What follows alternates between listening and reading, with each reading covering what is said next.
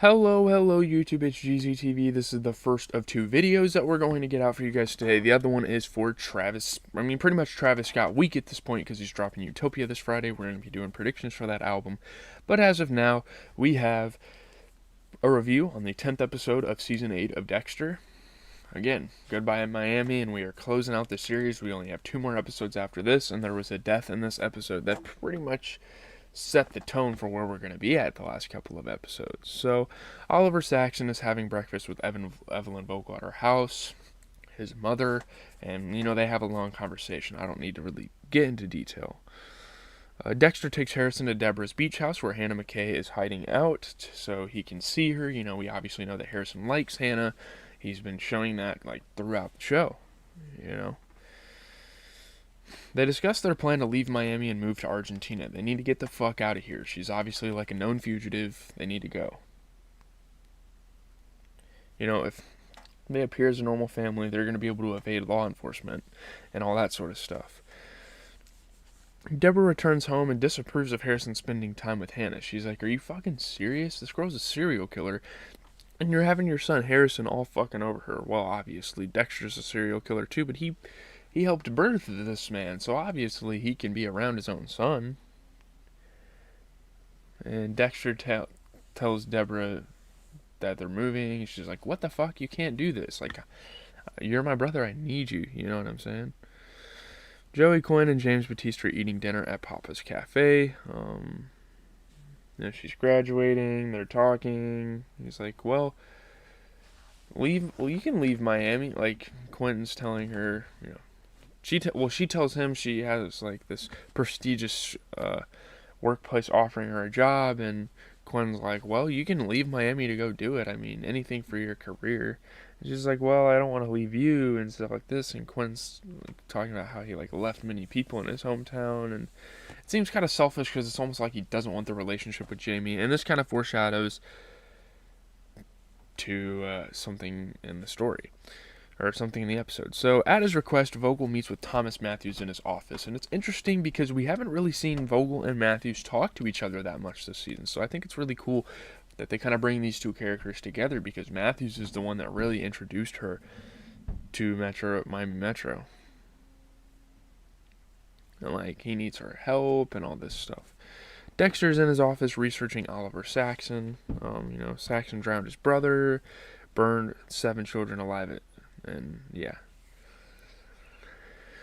all that stuff. So Saxon might be the perfect psychopath. He might be the ultimate boss, and I guess that's why they're ending the show with this. Dexter spots Vogel leaving Matthews' office and asks to speak with her, and he's telling her please don't tell me you told Matthews a bunch of shit about Zach Hamilton and all this different stuff. And Vogel doesn't want to turn her back on her son, and they're discussing killing him and stuff. So while at lunch, Deborah tells Quinn that Dexter is leaving Miami, and she's worried he won't return. And Quinn has the same idea. He's maybe leaving and starting a new life is good for Dexter. I did it from New York, and look at me. I didn't get the sergeant, but I almost got the sergeant job in a pretty high-profile homicide department. We're in Miami, He used to work narcotics, for crying out loud. Nikki Walters shows up late to a hit-and-run crime scene, smelling of marijuana, being in her irresponsible adolescence, I guess. And Masuka just tells her to go home because she can't be on the job high, obviously. At the time, obviously, weed was very looked down upon. So if they smelled weed on her, she probably would have gotten in trouble and possibly fired. So back at Deborah's beach house, Hannah tells Dexter that the sooner he kills Saxon, the sooner they can start their new life together, and she's kind of pushing for it. She's like, dude, you need to go out there and fucking get this guy, or else we're going to have to stay in Miami. You have to fulfill your wishes. You have to tie the knot on the bow and on your life in Miami, Dr. Vogel arrives home and finds Saxon waiting for her, which is fucking weird. He wants to show her something. Saxon takes Vogel to his kill room in the old psychiatric hospital, locks the doors behind them. Really fucking weird shit. He straps his victims up and tortures them and all this stuff. Looks like the treatment room in the hospital in England, where he spent 3 years of his life and all that stuff. So, after detailing his mistreatment, Saxon asks his mother to show him how to exist free in the world as a killer, like she helped Dexter. So maybe this is the next guy that wants to know the code. And we realize he isn't perfect because he's not as perfect as even Dexter is. I don't think Dexter's perfect, but he's definitely like closer to perfect than a lot of serial killers out there. He can still live a normal life while killing people. Well, not a normal life. He can still live life while killing people. But yeah. Dexter locates Vogel's spare key and breaks into her house to gain access to her computer. Saxon downloaded some spyware, so Dexter's able to pretty much like inside the computer put some spyware on his computer and like look at what he's doing. There's videos of 2 kills, and yeah, that confirms that he killed people at least. Like at least he now knows, has the evidence, all that stuff. Max Clayton drops into Angel's office to tell him the investigation into Hannah is being dropped due to low priority. You know, she hasn't been sighted around. They assume she ran away or something like that. You know, so Angel was talking about a replacement for Dexter, and he's like kind of wondering, like, that's kind of coincidence. That's a coincidence, you know. Jamie has just moved in with Quinn, so she's surprised when he breaks up with her. And this is kind of fucked up. Like, yeah, they just move in with each other, and Quinn's like, alright, I'm going to call it quits. It's not working out. And Jamie thinks that Deborah's the driving... Hiccups. Jamie thinks that Deborah's like the driving force behind this, and that's kind of a fair thing to say, I guess. Deborah has nothing to do with it. She thinks he's lying and all that stuff. So Deborah returns home to find Dexter, Hannah, and Harrison enjoying themselves on the patio, but is reluctant to join them. Like, she doesn't even know if these people are her fucking family anymore at this point. Like, we're just like a son hanging out with 2 fucking serial killers, being raised by 2 fucking serial killers, you know? While Dexter is researching Argentina in his apartment, Vogel stops by to see him, and they have another one of those kind of conversations. You know, her and Dexter have a lot of dialogue in this season, and I don't mind it at all. So they kind of talk.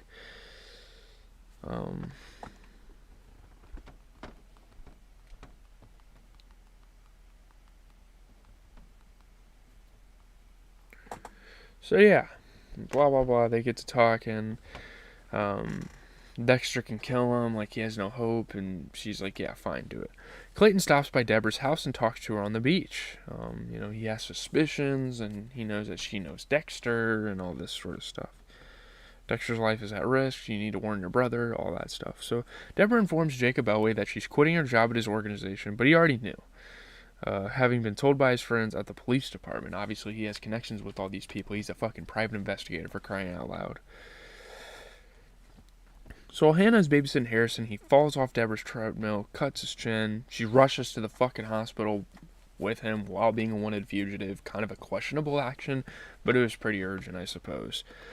So Dexter sets up a kill room in a place where he had long ago set up another kill room, and he's planning to obviously kill Oliver Saxon here. He doesn't do it this episode, of course, but we're getting closer to that point. You know, he hangs the photos of the victims, you know, he reflects, he feels like a different person. So at the police station, Jamie yells at Deborah to fuck herself when the 2 cross paths, acting like Deborah literally like told Quinn to break up with her. Like, yeah, that didn't fucking happen. We know that. Deborah's like, what the hell is going on? Jamie blames her. And yeah, Deborah takes Quinn outside and asks if he broke up with Jamie because of her, kind of confronting him, like, what the hell are you doing? You're like putting me into the fire right now. And they kiss. They still have feelings for each other, and I'm guessing they're going to have a relationship over the next couple of episodes. And I'm interested because I'm not really sure how much the main characters are going to be featured in New Blood, but yeah. Clayton talks with the urgent care receptionist after she reports seeing Hannah McKay. Obviously, he's going to be the one that's called on the scene. So she was sitting in the waiting room. The girl at the receptionist table was looking at her very suspiciously, like, oh shit, I know who that is. Like, that's Hannah McKay. So yeah. She signed in as Deborah Morgan, and now he's like, oh shit, well, the search is back on again. When Dexter returns to the beach house, Hannah apologizes about Harrison's urgent care visit, obviously. They're both kind of like apologetic towards each other because Dexter probably should have been there instead of formulating his kill room, and Hannah probably shouldn't have went in the first place. Vogel calls Dexter to say that Saxon is on his way to her house. They're going to try to trap him and kill him. Yeah. You know, Saxon should be in public, not her fucking house, though. you know. Vogel and Saxon are sharing tea and making small talk, you know. It's going pretty well at first. Vogel's trying to hide the fact that she's trying to get him killed and she's setting him up and stuff. He knows she's scared and all that stuff. Dexter pulls up to Vogel's house and gets out of his car. As he walks to the door, his phone rings. It's Saxon. It's the classic, villain picks up the phone instead of the protagonist, who tells Dexter to watch the window. He looks up to see Saxon standing behind Vogel, holding a knife to her throat, her life on the line. Saxon looks at Dexter and says, "Mother chose the wrong son again." He then slits her throat. Dexter breaks down the door, hurries to Vogel, but she dies in his arms. And this is obviously very, very, tragic for Dexter, because she pretty much fucking raised this man. She helped his father raise him. And wow, what a crazy ending to the episode. We're not even going to have Vogel for the last 2 episodes, which I find kind of hard to believe. I guess it is pretty interesting that the show took this direction. I'm not sure how that's going to affect the rest of the season. But now I guess it's on for the final 2 episodes. It's the Dexter versus Saxon officially. And the sooner he gets Saxon out of there, the sooner he leaves Miami. So that's kind of like the stakes here as we close out the original series. Her dying was very sudden. There was no struggle. There was no threatening. He just simply kind of killed her. He said some things, but he simply just kind of killed her, which I thought was a very interesting approach by the show. I'm not mad at it, though. Leave a like, comment, subscribe. As always, it has been GZTV, giving you guys the best TV show, movie content out there. These are kind of my low budget, or not low budget, I'm not talking about films here. These are kind of my low effort videos, just so I can kind of talk to you guys about some of my favorite TV shows. And yeah, once we close out Dexter and The Walking Dead, we're gonna, one series ends, I'll wait till the other ends, and then we'll get into